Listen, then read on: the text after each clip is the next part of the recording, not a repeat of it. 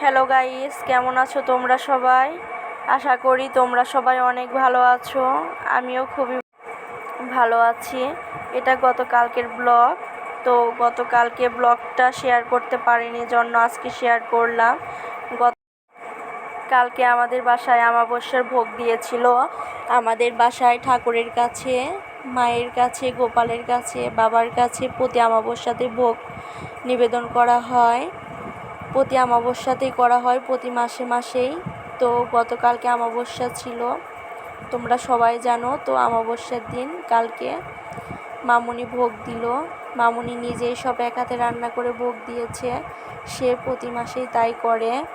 তো অনেক পদ রান্না করেছে।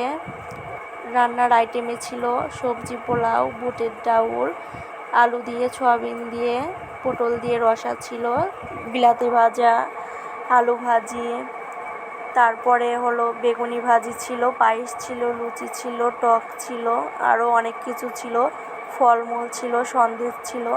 এই যে আমার মামুনি সব কিছু ভোগ রান্না করে গোছ করে সুন্দরভাবে ভোগ নিবেদন করছে। এই যে মামুনি পূজা করছে, সর্বপ্রথম মায়ের ওখানে পূজা করলো, তারপরে গোপালের কাছে।